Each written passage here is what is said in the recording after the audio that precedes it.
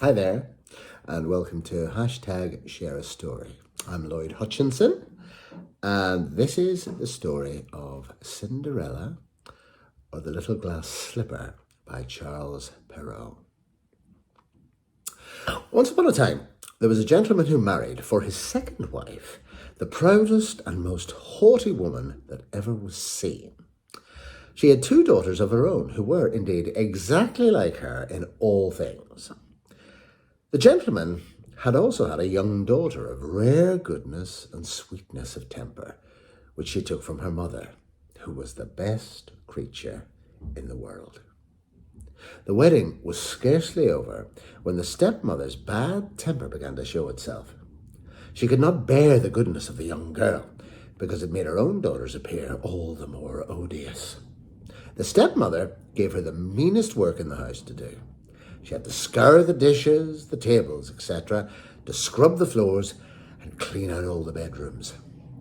The poor girl had to sleep in the garret upon a wretched straw bed, while her sisters lay in fine rooms with inlaid floors upon beds of the very newest fashion, and where they had looking glasses so large that they could see themselves at full length. The poor girl bore all patiently and dared not complain to her father, who would have scolded her if she had done so, for his wife governed them all entirely. When she had done her work, she used to go to the chimney corner and sit down among the cinders. Hence, she was called Cinder Wench.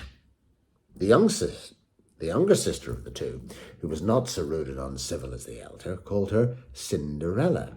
However, Cinderella, in spite of her mean apparel, was 100 times more handsome than her sisters, though they were always richly dressed.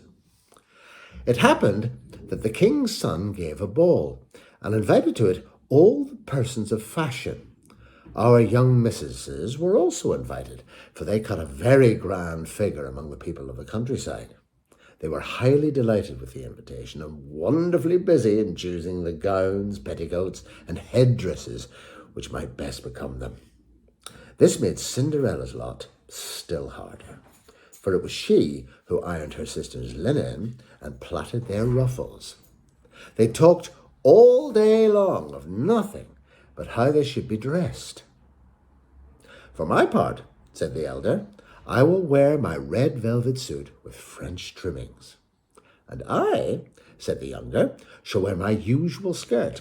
But then, to make amends for that, I will put on my gold-flowered mantle and my diamond stomacher, which is far from being the most ordinary one in the world."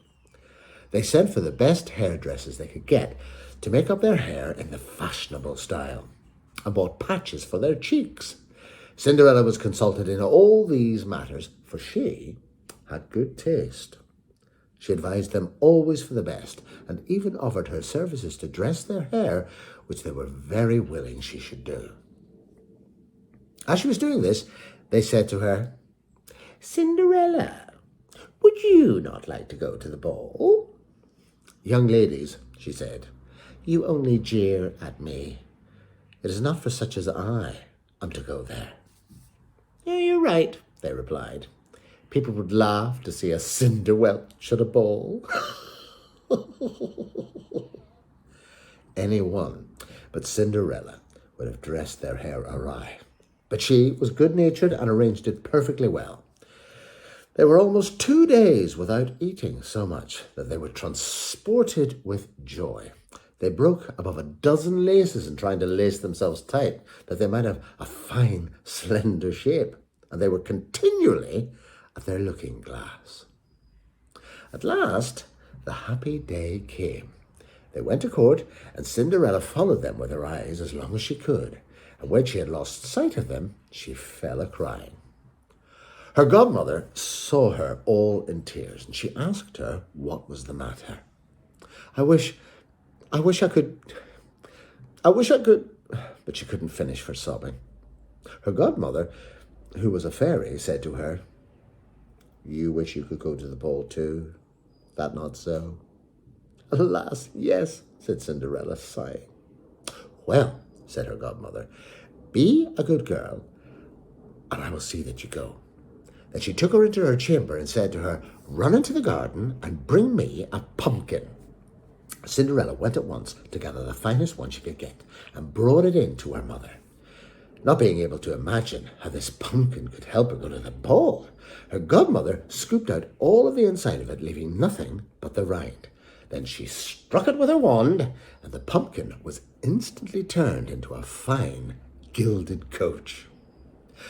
She then went to look in the mouse trap, where she found 6 mice, all alive. She ordered Cinderella to lift the trap door when, giving each mouse, as it went out, a little tap with her wand. And it was in that moment they were turned each into a fine horse.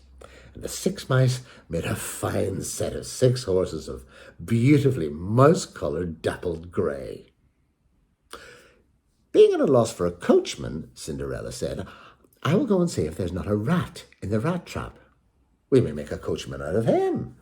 "You're right," replied her godmother. "Go and look." Cinderella brought the rat trap to her, and in it there were 3 huge rats. The fairy chose the one which had the largest beard, and having touched him with her wand, he was turned into a fat coachman with the finest moustache and whiskers ever seen.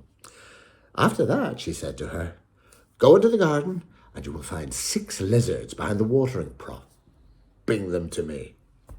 She had no sooner done so than her godmother turned them into 6 footmen, who skipped up immediately behind the coach, with all their liveries trimmed with gold and silver, and they held on as if they had done nothing else their whole lives.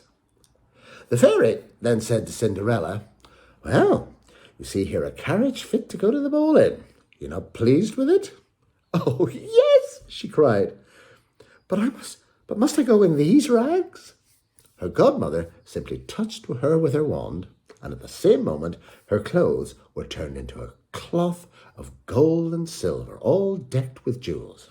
This done, she gave her a pair of the prettiest glass slippers in the whole world, and being thus attired, she got into the carriage, her godmother commanding her above all things not to stay till after midnight, and telling her at the same time that if she stayed one moment longer, the coach would be a pumpkin again, her horses mice, her coachman a rat, her footmen lizards, and her clothes would become just as they were before. She promised her godmother she would not fail to leave the ball before midnight. She drove away, scarce able to contain herself with joy.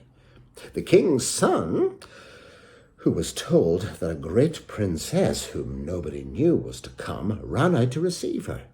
He gave her his hand, and as she alighted from the coach, led her off into the ball, where the company was assembled. There was at once a profound silence. Everyone left off dancing, and the violins ceased to play. So attracted was everyone by the singular beauties of the unknown newcomer. Nothing was then heard but a confused sound of voices saying, "Ah, how beautiful she is! Ah, how beautiful she is!" The king himself, old as he was, could not keep his eyes off her, and he told the queen under his breath that it was a long time since he had seen so beautiful and so lovely a creature. All the ladies were busy studying her clothes and headdress, so that they might have theirs made next day in the same pattern, provided they could meet with such fine materials and able hands to make them. The king's son conducted her to the seat of honour, and afterwards took her out to dance with him. She danced so very gracefully that they all admired her more and more. A fine collation was served, but the young prince ate not a morsel, so intently was he occupied with her. She went and sat down beside her sisters, showing them 1,000 civilities, and giving them, among other things, part of the oranges and citrons with which the prince had regaled her. This very much surprised them, for they had not been presented to her. Cinderella heard the clock strike a quarter to 12. She at once made her adieus to the company and hastened away as fast as she could. As soon as she got home, she ran to find her godmother, and after having thanked her, she said she much wished she might go to the ball the next day, because the king's son had asked her to do so. As she was eagerly telling her godmother all that happened at the ball, her 2 sisters knocked at the door. Cinderella opened it. "How long have you stayed?" said she, yawning, rubbing her eyes and stretching herself as if she had just been awakened.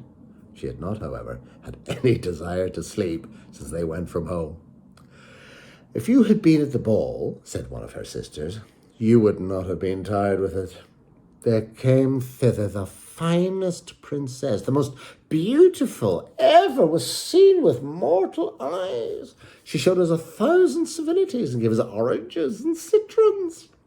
Cinderella did not show any pleasure at this. Indeed, she asked them the name of the princess, but they told her they didn't know it, and that the king's son was very much concerned and would give all the world to know who she was.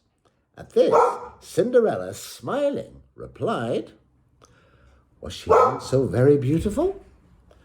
How fortunate you have been! Could I not see her? Ah, dear Miss Charlotte, do lend me your yellow suit of clothes which you wear every day."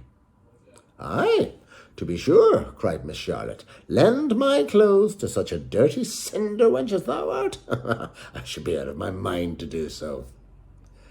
Cinderella indeed expected such an answer and was very glad of the refusal, for she would have been sadly troubled if her sister had lent her what she jestingly asked for. The next day the two sisters went to the ball, and so did Cinderella, but dressed more magnificently than before. The king's son was always by her side, and his pretty speeches to her never ceased. These by no means annoyed the young lady. Indeed, she quite forgot her godmother's orders to her, so that she heard the clock begin to strike 12 when she thought it could not be more than 11. She then rose up and fled as nimble as a deer. The prince followed, but could not overtake her. She left behind one of her glass slippers, which the prince took up carefully. She got home, but quite out of breath, without her carriage and in her old clothes, having nothing left of all her finery but one of the little slippers, fellow to the one she had dropped. The guards at the palace gate were asked if they had not seen the princess go out, and they replied they had seen nobody go but a young girl, very meanly dressed, and who had more the air of a poor country girl than of a young lady. When the two sisters returned from the ball, Cinderella asked them if they had had a pleasant time, and if the fine lady had been there. They told her yes, but that she had hurried away at the moment it struck 12, and with so much haste that she dropped one of her little glass slippers, the prettiest in the world, which the king's son had taken up. They said further that he had done nothing but look at her all the time, and that most certainly he was very much in love with the beautiful owner of the glass slipper. What they said was true, for a few days after the king's son caused it to be proclaimed by sound of trumpet that he would marry her whose foot this slipper would fit exactly. They began to try it on the princesses, then on the duchesses, and then on all the ladies of the court, but in vain. It was brought to the two sisters, who did all they possibly could to thrust a foot into the slipper, but they could not succeed. Cinderella, who saw this and knew her slipper, said to them, laughing, "Let me see if it will not fit me." Her sisters burst out laughing and began to banter her. The gentleman who was sent to try the slipper looked earnestly at Cinderella, and, finding her very handsome, said it was but just that she should try, and that he had orders to let every lady try it on. He obliged Cinderella to sit down, and putting the slipper to her little foot, he found it went on very easily, and fitted her as if it had been made of wax. The astonishment of her two sisters was great, but it was still greater when Cinderella pulled out of her pocket the other slipper and put it on her foot.